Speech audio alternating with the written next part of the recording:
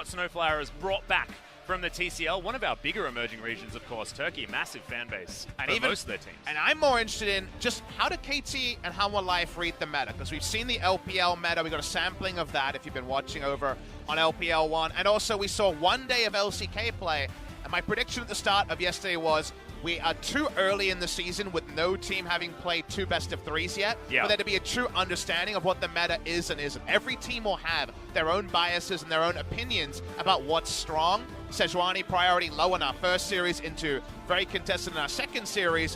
Where will that be at today? And also, is there any agreement on what just has to be banned? Because the Flex Assassins are not being let through by KT on blue side. Yeah, and the weird thing is that so far in the LCK, Jace is 100% ban rate. One of the only champions with a 100% ban rate. So it does show that things do start off a little bit weird until the stats settle down. Lucian going to be the final ban here, though, on the side of KT. Nothing to worry about here. Looking pretty standard for our blue side. Continuing that trend to the red side as well, with the Cassiopeia and Aatrox taken off the board. Major Ulster right now. Always feels awkward when you have Smeb and BDD to have to ban the Flex Assassins, but maybe just a reality of blue side drafting. We'll see what they're actually pushing for as the Rakan. So far, Snowflower's only champion played on KT is 2 games of Rakan in the Casper Cup. Means he'll have to go elsewhere. Doesn't strike me as a Tahm Kench player, kind of a reluctant Tahm Kench player like Tucson perhaps. He's usually much more comfortable on Engage. But KT, with the first pick available, will go for the Flex Urgot. Definitely following the SKT school of thought. Urgot and Lissandra was their duo back in the Casper Cup, and the Urgot is the first pick for KT. Yeah, it was in fact the Urgot Lee Sin Lissandra that was working very well for SKT and for KT.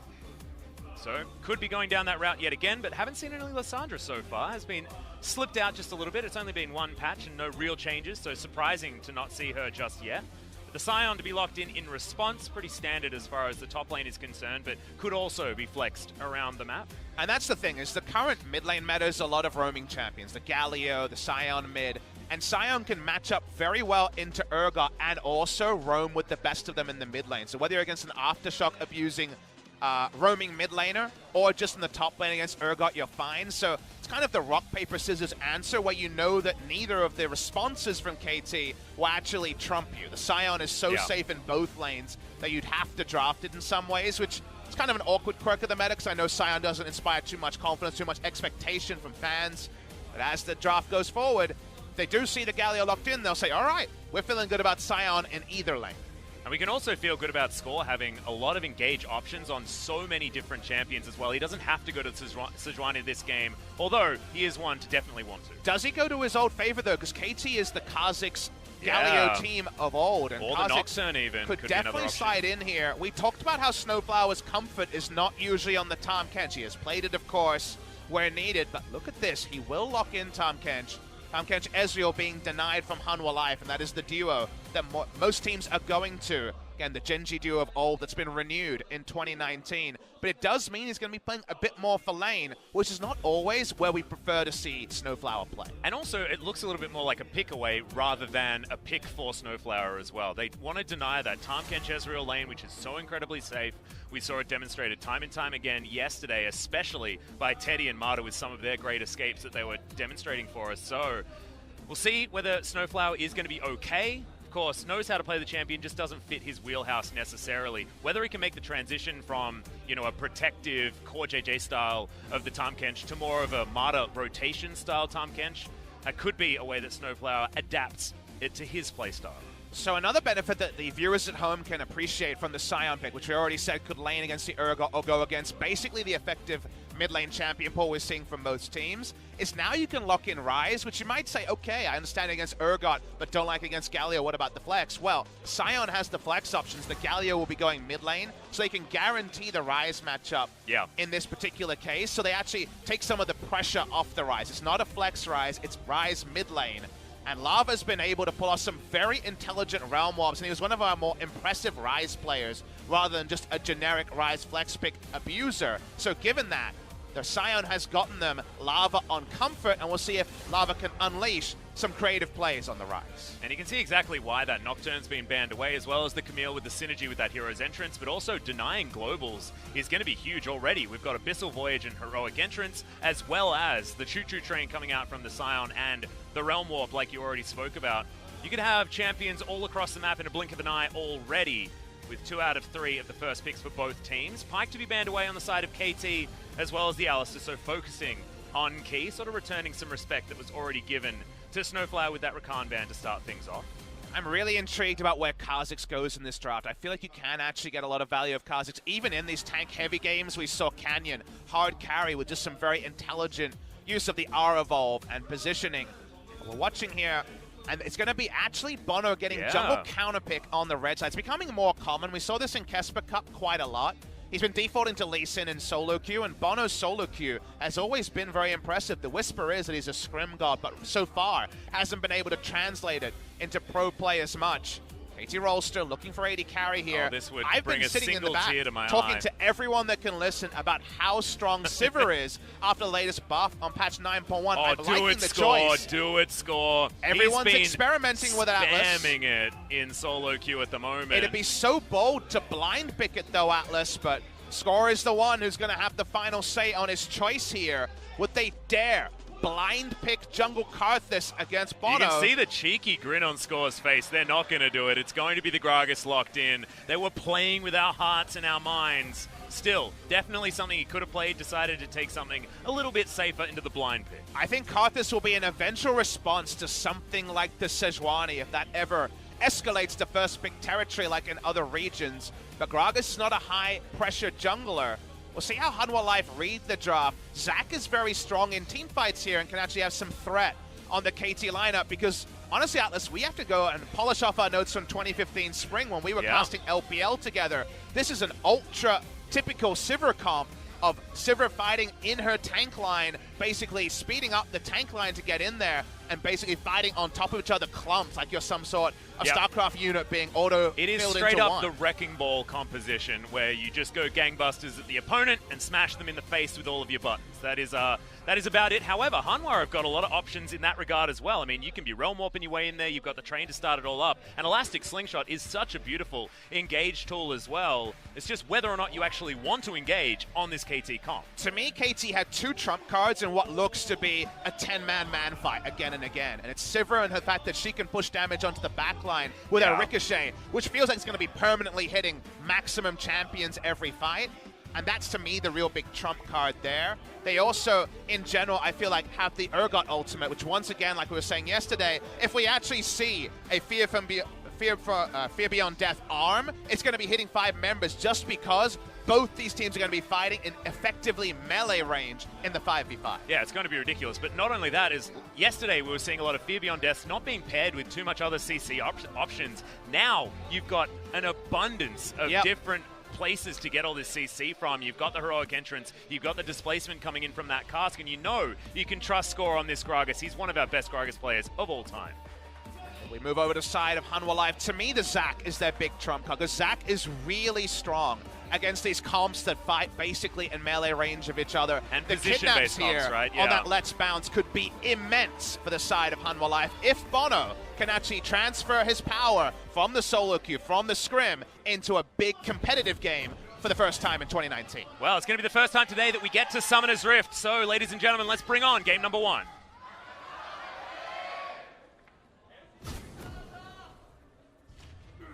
Fans put their cheers out. And Atlas, there was a last-second change that does actually need discussion. Smeb is on top lane Galio in this game, and they were actually able to navigate the matchups a bit. Already talked about how Ryze is seen as a preferred matchup into the Urgot.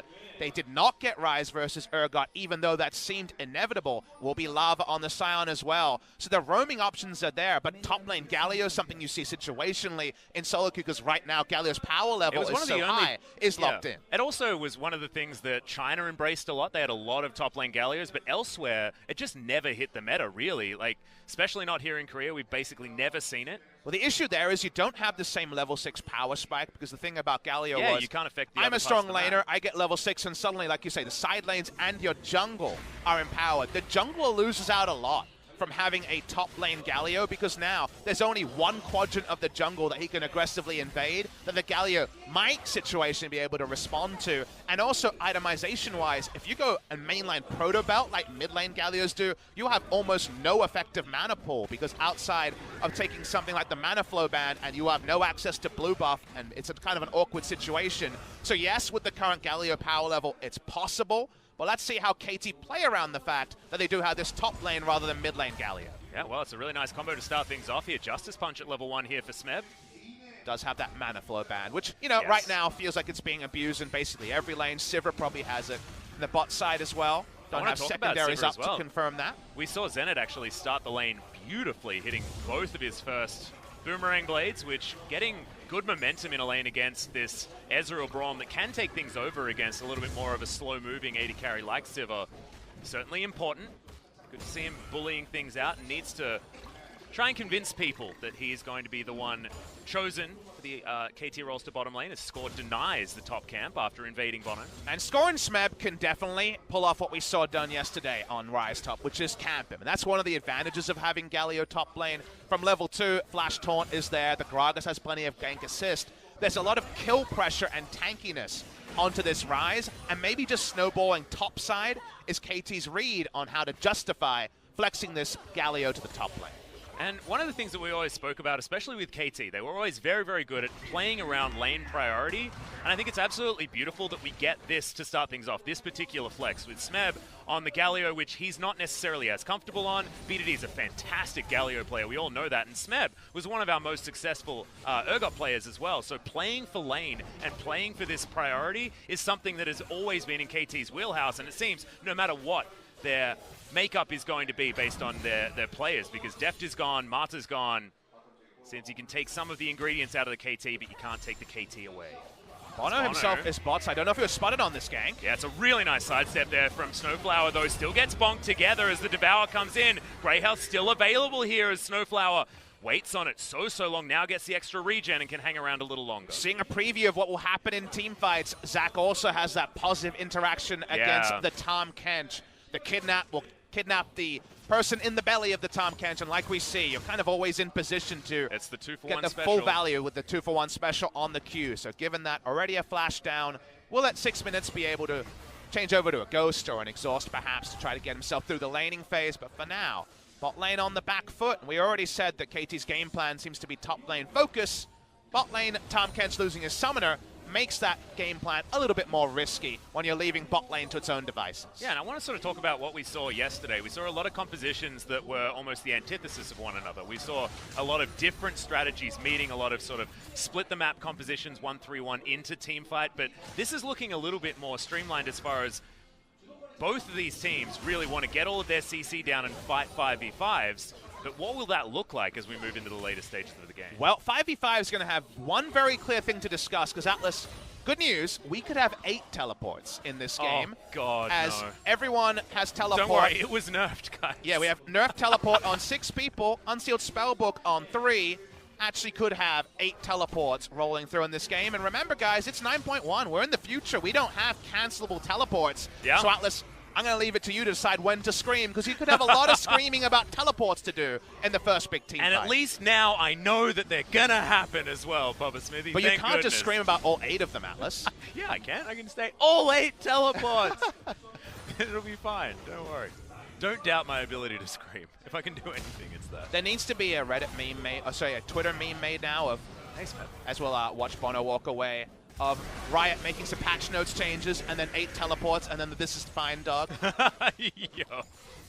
Well, we actually saw 2 members of Palma Life Esports just nope out of those situations. Bono saves his buttons for it. However, we've got Lava that has to use his ultimate, so no unstoppable onslaught for the foreseeable future. Can confirm there is one way to cancel teleport right now, and that's any form of stasis, so you can stopwatch out of the teleport channel, but that's the only way you can do it. Okay. That's good to know. Haven't actually tried that. That sounds like a very expensive teleport. Oh, yeah. And, Lava has to flash as well. BDD threatening him with that fear beyond death, and Lava understanding that he was getting to that threshold. The lane positioning from BD there was actually very intelligent. He was body blocking the huge Scion model from not taking an extra turret shot, and that's why the fear from beyond death actually looked like it might arm. So very smart lane positioning there, sort of mechanic you don't often have in League, because there is Ghost and other mechanics that makes targeting and pathing a little bit more unpredictable. But in this particular way, actually able to punish him and gets a free summoner in the mid lane. Speaking of summoners, Teleport is going to come in towards the bottom side at Snowflower, making his way back to lane. Now has the heal in his hand and will recharge that flash once again. Spell shields from Zenit have been very, very nice, and you can see it's reflected in the even CS numbers. His bottom lane is no slouch in the Ezreal Braum, so good to see the more hard-scaling Sivir having a decent time. And it makes me wonder if we're now at a place where TP Sivir is something that seems pretty viable, whether this is a result of the game being Gragas versus Zac, or if it's just the meta in scrims. Because you can understand when the junglers don't bring a lot of damage, you don't have to have heal as much to keep your support alive. Unsealed Spellbook means that the Tahm Kench can take heal as well. Or is it just an every time thing right now? We don't have enough of a sample size to know. Last time we had a TP 80 carry meta, it was MSI on the beginnings of summer, before there were a lot of adjustments in Summoner Smell Power. But given that, despite being a 500 range 80 carry, Zenit gets to refill his mana, push it up, and just try to have as much lane presence as possible, even short of a combat summon. Yep, certainly has that, and has the wave clear in spades with that Ricochet as well as the Boomerang Blade, so no worries there at all. Sangyun has to get used to standing under this turret. He now has the Sheen and the Tear, so pretty perfect back when it comes to what Blue Ezreal wants to do. Tal clearing out some wards here. Hasn't actually had the focus that Khan had yesterday. We saw his 0-2-0. Not going to talk about the bounty, because that was a bit silly. But he had a rough time in the early game, despite the outcome of the match. The only bounties I want to talk about right now are bounty bars, Atlas. Aren't they delicious? I'm not that much of a fan of coconut-based candies, I'm sorry. You guys aren't aware it's... I don't know if it's dark chocolate, but it's dark chocolate with coconut inside. Yeah. I don't know if bounty bar is an international thing. It might just be an Australian thing. It might be. I was always, you know, remember those honey bars? What were they? I can't, oh man. Something crumble, it had nougat in it as well. I don't have the someone name. tweeted to me. I know there's some Violet Australians. crumble, maybe? No. That's another Aussie chocolate. That was a good one, though. That was like honeycomb. That was cool. This is hopefully going to be some aggression on the side of KT Rolls. Just right now, it's about scuttle control. Sadly, no scuttle counter, but we know that Score always makes a beeline for those scuttles. Here's a spoiler. Score's taken more this game. And here's a spoiler. Sivir has more pushing of a wave than Ezreal, especially after the ultimate nerf when it comes to the pushing side of things. So Zenit pushes in. Gragas is the benefactor, picking up that scuttle and a 3-camp advantage, and maybe even a start on the Cloud Drake for Score. And this is not necessarily Score being way better as well. This has a lot to do with the fact that KT, you can see, are past the river in every single lane. They have the priority, they have the push advantage, and they've been able to keep Hanwha Life very honest in their positioning around the map, meaning that this can happen. Score just has his complete run of the jungle on a champion that has a lot more agency in the early game regardless. So as far as early game is concerned, it's classic KT roster. They just have the champions that do it better. It's also classic Score because, yes, I agree with you on the simple point there, but also it's, all right, these comps are pretty even, these lanes are pretty even, no one's racking up a huge lead, there's no kill pressure in any lane, but what do we have and what do the enemy have? And the one thing KT do definitively have is a pushing bot lane. Yes. Why not push and take an objective around that? And that's what Score provides. We saw Umti pop off on the Lee Sin in Kesper Cup. If you ask me what does Umti provide, it's a better Lee Sin than Score. That part is for sure. Yes. But Score is an intelligent player. There was a lot of questioning on whether he would play on in 2019. Is he a dinosaur, Papa Smithy? And that is a question we don't fully know the answer to, because we do kind of reflect about how young talent is likely to lead the way in 2019. But Score had to actually confer with the government to work out if he could even play in 2019, given the looming army requirements that he'll have. Got the go ahead, finally making his re-debut on this new roster. So nice to see Score, and also the KT aren't missing a trick when it comes to early game macro. Solid stuff from them. Yeah, I think Bono might be missing a trick though, having left his team, which is a little bit unfortunate. Right now, not on the pro roster is Trick, so shout out to Trick. He's a professional streamer these days, I believe. Theoretical free agent, so if anyone wants him for their teams, you know. I know what Score wants. He wants Tal, and he's going to get a free body slam in there. The ultimate is going to follow as well. Flash use so that Smeb can't catch up to him with his own, but he's in enemy territory at the moment. So much damage, gets himself the passive shield, but damn! That barrel did some work as Smeb gets hit by the Unstoppable Onslaught. It's a decent array of CC, but you can see Smeb's not scared. Justice punching all the way forward, gets himself the taunt in order to make the decimating smash not land, but Bono makes his way in. BDD, he's come up though, and Score's got a stopwatch. Bono has to be careful. Cell Division not going to be there, not going to be procced as well, because the ultimate's going to miss from BDD. Stopwatches are plenty. Lava probably going to survive this one, but KT walk away with first blood. Sloppy stuff on both sides, but more punishing for the side of Hanwha Life, misjudging the situation there. Was he thought with Phase Rush he could just run away, but there was not going to be the ability to, because Predator was still available from Score. It was a brush camp into a late Predator that was always going to guarantee the kill. He tried to give it to Smeb, unable to do so. Smeb has mainlined the Proto Belt here in spite of having some mana issues with this particular Galio top situation. We'll have a replay to go over it, but regardless, Smeb does have the damage the Proto Belt provides. And on this replay, Score intelligently once again has been ahead of the play twice. One to get a bot lane Cloud Jake, the second time to pick up this kill. They were always going to get it, and Score himself was saying, well, I'd prefer Smeb gets it. In the end, Score has to claim it. Yeah, he does. And after this, it was all a little bit of shenanigans up there towards the top side. I'm glad we cut the replay. It was a bit yakety sax. It was after that. Definitely a bit yakety. As lava rolled in, ignited the enemy, then flashed away. Yes. The anti-synergy of summoners there, unfortunately happening.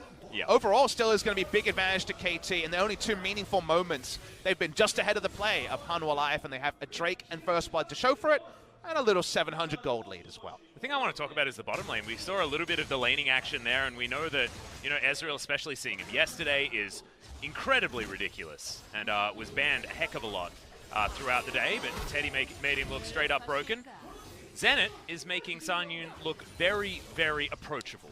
Now, we have to once again use the hallowed S word here, because scaling is something that Ezreal still needs. He needs time. 2.5 items when he has his Mirror Mana transformation and a Lost Chapter on the way to Archangels can be big. Bono being evaded. Yeah, there's the flash from Smeb as well. They want to get that Cell Division. Ultimate comes in from BDD. Not going to be able to get any fears, but they're just going to tidy up this kill, deliver it over to BDD, and he's going to have a much better time in the mid lane. Even Snowflower was ready in the wings, waiting to bring them out. And after that first kill, KT have continued the early game aggression that's always been a thing of this lineup since the start of 2017. On the front foot, roaming from top lane with Smeb. They pick up the kill there. They might get the Rift Herald as well. They're getting so many free lunches in this particular game, Atlas, and all Hanwha Life can do is sit back and lose the minimum, whereas KT, they're taking everything. They are certainly taking everything. BDD looking like he's synergizing with this roster so beautifully. Already we were seeing hints of that during the Kesper Cup, but this has been KT always meeting in the middle, making it a 3 versus 1 and a really bad time for anyone on Hanwha Life. Yeah, you can't attack them through the bot lane because the Tahm Kench is there, and that means the 3 we mentioned, the Flying V of BDD, Score, and Smeb get to make plays like this. Look at the position of everyone else on the map. Tal's chilling under his turret, and Sion's just looking over, putting up his hand, saying not much I can do here without dying as well. That's all about strong synergy between the 3 that will need to be the carry if KT rolls to Archer regain their crown as they do come in reigning champions. Yes. Sangyu down here does have the push now, which is unique against Zenit on this Sivir. It means that Bono not going to have that opportunity to set up that gank as they're going for the second dragon. 4 members down here in a Realm Warp available for Tal to get himself into this fight. Good Unbreakable to deny all of that boomerang damage, which has been buffed. Not going to be going down per champion anymore. Hanwha Life start this one up. Can they do this effectively is the question, as heroic entrance is available from Smeb. They decide to engage onto Zenit, but Snowflower has himself the Devour to get him out of the way. Now Zenit's trying to get the work done. Flashes out of the way of the True Shot Barrage. Keeps himself alive as the hero's entrance comes in, and Lava is in trouble. Taken down early. Zombie Sion can't do anything. It's 2 kills so quickly in this fight, and BDD so masterfully tanking up all of that damage, and Smeb now takes up his role on the front line and will score the last kill for this fight. Most likely is Key and Sangyoon have to look on in horror as they lose the fight. KT is still multiple steps ahead of Hanwha Life. Hanwha Life just say, okay, 2 are separated, we need to kill one of them, but they don't respect the global of the hero's entrance and the fact that the rest of KT can turn and join in. BD flashing over the wall. In formation, Hanwha Life are too far behind to make these front-to-back team fights work, and we were already favoring KT, especially because of Sivir and Urgot. We're going to roll the replay now to understand. Hanwha Life say, okay,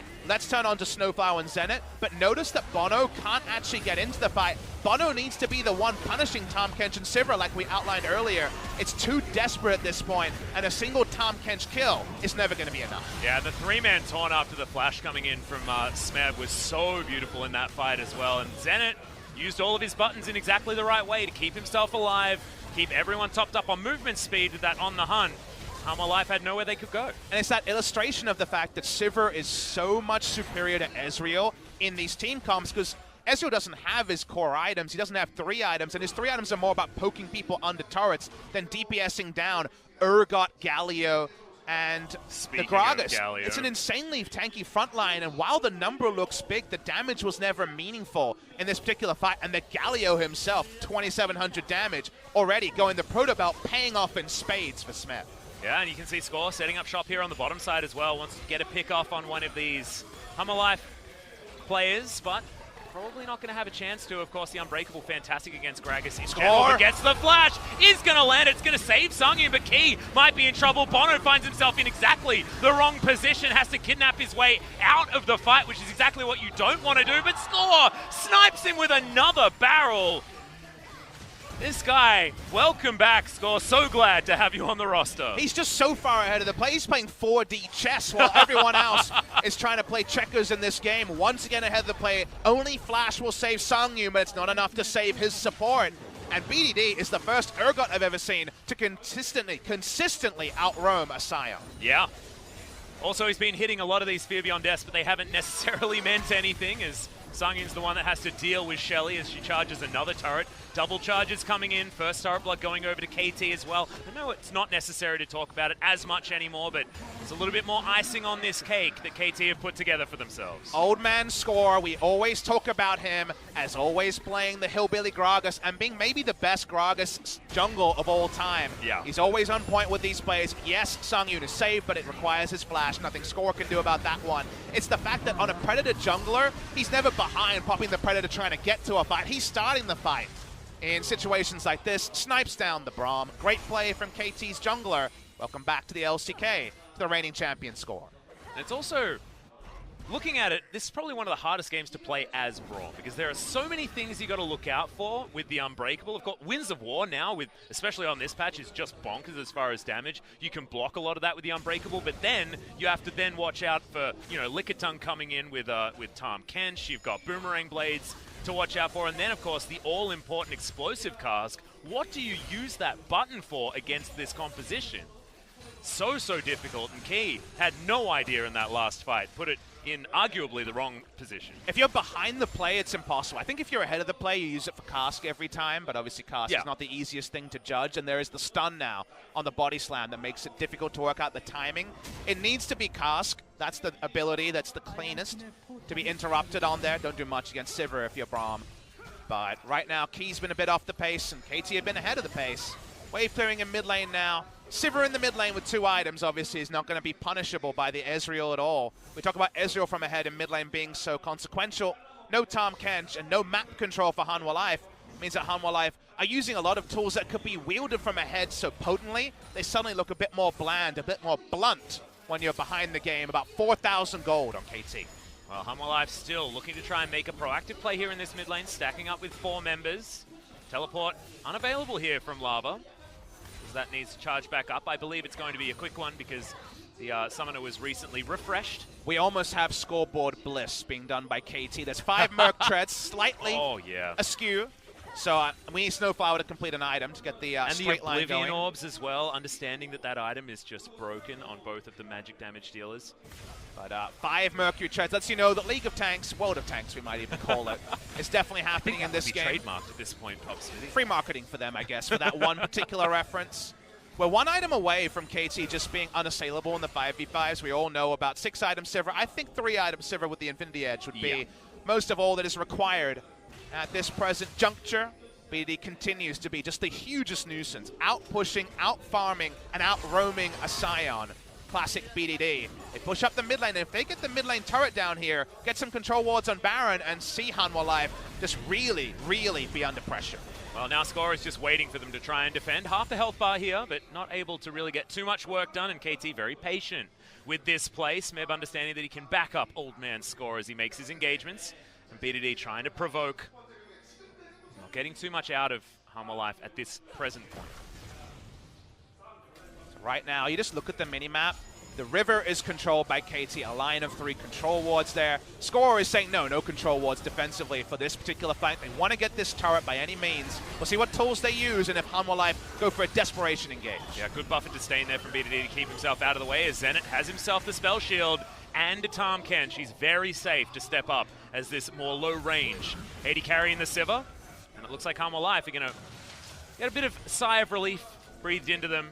This minion wave no longer crashing into the turret. But the problem with Hanwha Life is, yes, they don't have eyes KT on Zac, but they have eyes on the right side. They know Zac has to be left side, so they know to kite downwards. They want this turret. We'll see if Zac does go for an emergency engage. Well, True Shot Barrage is going to be used on the wave as there's the explosive cast because BDD just gets it alley-ooped into him. That was so cute with the disdain, but unable to actually find anything. They get some summoner spells, though, as Lava's flash is now down. And now Lava will find it harder to walk up and wave clear with the decimating smash, and they're closer and closer to this mid lane third outer turret, and thus even further extension of reliably pushing forward wards and map control for KT. Right now, if you're the coach of KT, basically everything you would have told this team, they have performed on. This is the flawless VOD review of no information required in the first 22 minutes.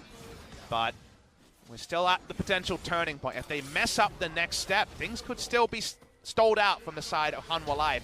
We still prefer KT's comp in the team fights, but it's a 60-40 at best on that particular variable. KT push up, TP back in by Zenit.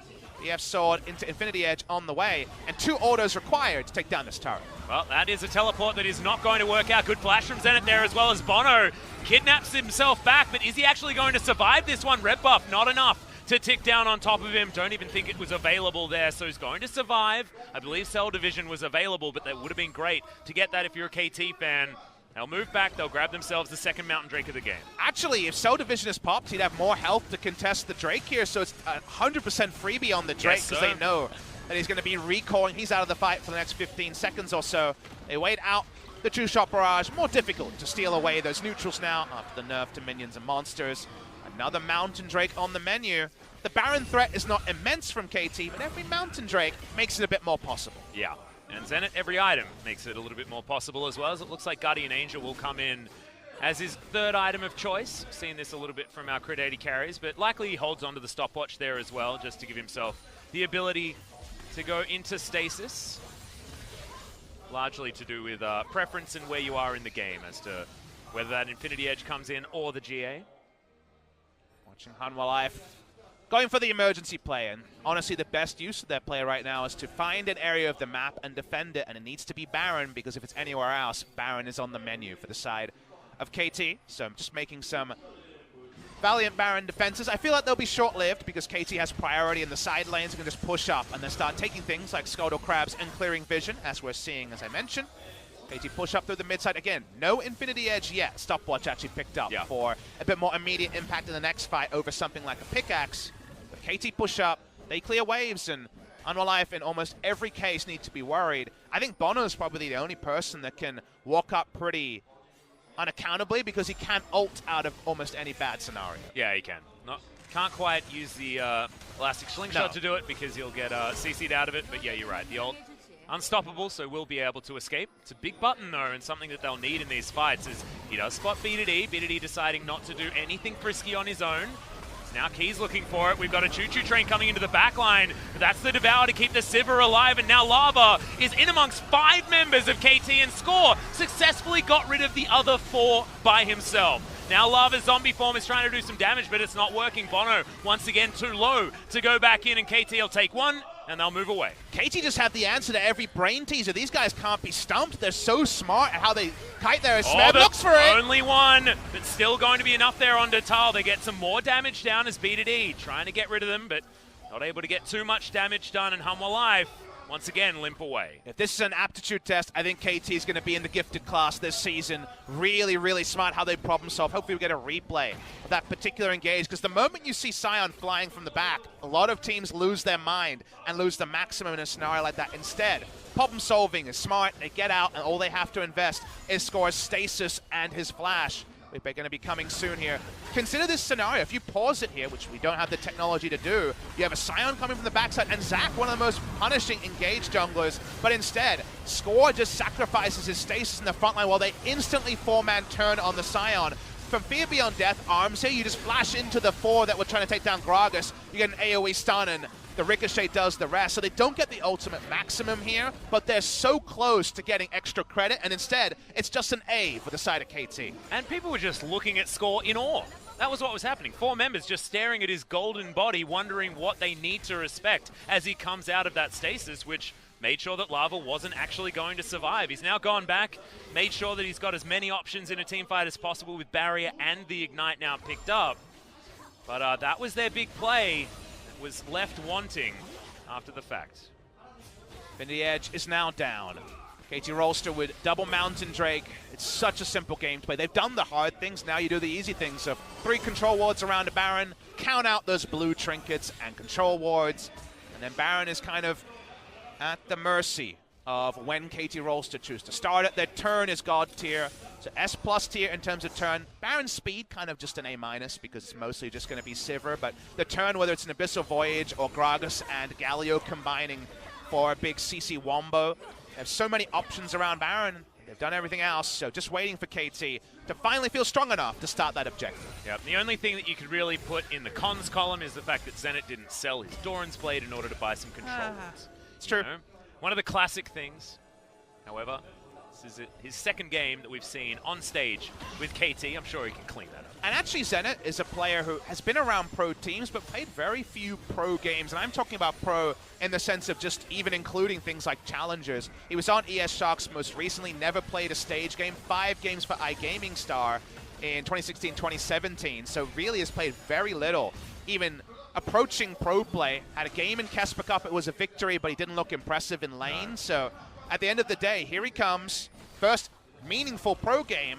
He's actually been very reliable on Sivir positioning, which is not the easy thing to do, but that's not a great moment. Yeah, that's a Cuss Curse right there, as the disdain has to be used here from BDD, and he's the one paying for Zenit's misfortune here as Lava takes a lot of damage. All the buttons have been pressed, but KT still looking good. The Ignite is down onto Zenit. Oh my goodness, Snowflower held on to the Devour for so long, and Harmwell Life still unable to do it. BDD finally goes down, and the Zombie Scion also is Tal. That was an odd one, keeping Bono alive there, but looked interesting. The slowdown going to come in now as Score trying to get away, and Sangyun has to be respected. The cheeky auto is going to make sure that Key pays for the stand behind me that he did not want to commit to.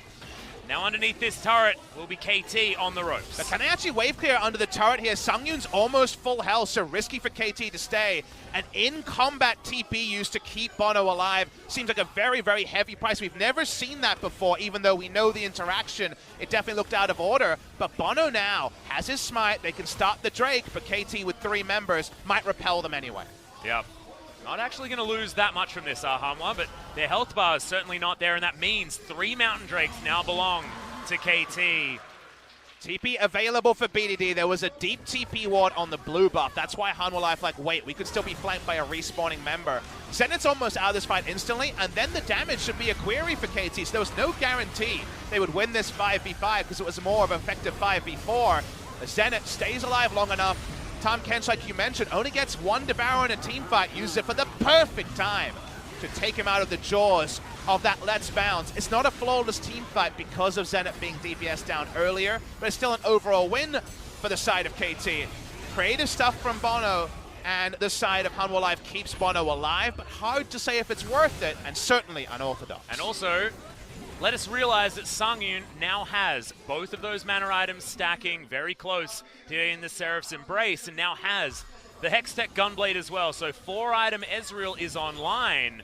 He might be able to take this game into his own hands if he gets the right fight for himself, already out-damaging the Sivir in the team fight, which is not what I would expect after that Infinity Edge was picked up. But it's what you would expect when you saw him at 300 health before it started. And that's the thing there, is how do you simulate Sivir giving up her health bar and her auto attack potential? She wasn't even able to get in Ricochet range because of the fact that she fell so low. How do you make that happen again? And Hanwha Life will need something creative to actually zone Sivir out of a fight. We talked about it in the pregame. The way Sivir works in comps like this, she fights with her tank line. She couldn't do that because she was DPS'd out of the fight before it began. And now with a GA there, Hanwha Life, very difficult to see Sungyun out DPSing Sivir in a true team fight again. Well, now, especially now with the GA completed from Zenit, so going to be a little bit more safe as well, especially considering Snowflower will be in the back pocket. Makes it a little bit easier to get the Devours, and yes, Papa indicating to me that we do have 3 Mountain Drakes, which was the reward from KT. Getting better positioning after that fight. Key's going to face check. BDD not going to get too much damage, but does kill the ward. Corrosive charge just to say, get off my lawn. KT still do not want to start the Baron. They don't feel like they have enough vision to pull that off. They walk up here in his Bono. Yeah, Zenit didn't have the spell shield available for the kidnap, so Devour has to be used, and now KT do need to respect Hanwha Life without having that button to save Zenit. Seemed like Key misjudged the Glacial Fissure there. It was too late to be able to be used as Initiator, and the E didn't actually receive any fruit on the side of Bono, so in the end, waste on that ult. So KT, like we mentioned, they start the Baron. Right now, only a single smite, but Snowflower will have a second one soon. Yeah, this tower is about to go down, so Hanwha Life do need to invest resources to try and get over here, as On the Hunt is going to be used just to rotate and get the Sivir over to the Baron and start DPSing it down. Bono going to potentially be able to get in position, but this Baron's going down so fast. 3 Mountain Drakes smashed that one down, and now Smeb able to get a lot of damage onto Key and Lava. Zenit trying to find himself as Bono, just not picking the right fight right here. Hanwha Life wander away. They don't have their blob. Flubber no longer able to help them out, and they'll definitely lose this inner turret. KT on the warpath. Seems like the communication on Hanwha Life is really a big problem. They were too slow on the Baron check, and then Bono goes in when none of his team was indicating they wanted to join, and too late. It misjudged the scenario, and there was poor comms there. KT walk up, they've got the Baron, they've got everything. They want the first inhibitor. With the minion wave dying, it's going to take a little bit of time with BDD split pushing up top. Yeah, BDD going to be able to take this inner turret very easily, and now, as the next minion wave moves in, this inhibitor turret should be finished. Smeb charging up the taunt once again. He's going to get Lava, but he's relatively tanky. They take down the inhibitor turret. Is the inhibitor actually going to be taken, or will this be KT? Overextending mildly, the heal going to be used just to top everyone up. Bono's back. Sivir not known for her sieging, of course, with her short range. KT feel like a shop into a reformation is the right way to go. I tend and am inclined to agree. They back away here. I see double Gargoyle Stoneplate being considered until Gragas just moves over to an Abyssal Mask for a bit more team AoE magic damage. They know that right now they're unkillable. Stoneplate or no. Sivir's got a Lord Dominic's regard. So that's 6 items, Papa. Thanks very much, he says. No problem now, shredding through the front line of Hanwha Life. Yep, Bono or Lava. Put him in front, it would feel exactly like he was smacking down any squishy, so this is real scary, and GA, I believe, was bought almost outright by BDD on that back. It's fun to talk about something that we almost never discuss. Look at the vision score difference between Gragas and Zach. Yep. 109 vision score. Again, this is about putting down wards, clearing wards, of course, the big thing for someone with sweepers. Anyone. It's massive vision score here, and it's not just, hey, he knew where the enemy wards were and killed them, and he's on the winning team, so on the winning team, the jungler is going to have a better vision score. But we saw that score was ahead of the play for the majority of this game, and when you're ahead of the play and also smart about reading the game as score is, you just end up clearing vision, being ahead, and putting down smart vision for the rest of your carries to be able to put out the damage that KT were able to, so it's not a normally discussed statistic, but I feel like in this particular game, it's indicative of what we've seen in Score versus Bond. And also was something that Score always fell behind on because Mata was in the game, right? And that guy was the god of wards. And Snowflower not putting as many down, but Score picking up that mantle beautifully, especially with the amount that he's killed. Racking up that score so high. Another taunt on the bottom side of the map is Lava actually taking some relevant damage from Smeb. Now that Void Staff has been picked up, Inhibitor going to fall down in the mid lane. As Hanwha Life Esports look like they don't have any idea what to do at this point in time. Smeb gets another taunt as Bono makes his way in, but could it all be a cunning ruse? As Snowflower makes his way around, wants to take his Gargoyle out of that potential fight. There's the flash in from Score. Tile gets himself out of the way with the flash, and now Hero's entrance does come in, but the GA's being popped, and Zenit has to flash to get out of the way. Bono will pay the price once again. Cell Division going to be in there. No teleports invested this time. Sorry, buddy. You are just dead. And the second inhibitor will go down. One remaining, and it doesn't have a turret. Definitely seeing the sum of the gold lead here for KT. It's difficult to siege with this comp, but when you're 10,000 gold ahead, you can make small mistakes and still win the game. Yeah, one of those games where you're smacking him with your wallet. Papa Smithy is disdain from BDD to bring himself into the fight underneath these turrets, but they look like they're made out of paper mache this game. because they are going down so extraordinarily fast. BDD not even going to have that GA popped as it gets devoured by Snowflower. They're just having fun now as we move to the end of game number 1 and a dominant KT roster victory. Sangyun a big health bar and a lot of items, but there's only one more turret here, and the flash in from BDD as he wants to get that fear doesn't. As now Sangyun and Key have to look on as their Nexus explodes. Definitely a game of two halves, Atlas. The finesse of KT in the early game to the brute force with the blunt force trauma onto Hanwha Life in the late game. 37 minutes, one of our longer games so far in LCK Spring 2019, but it felt like there was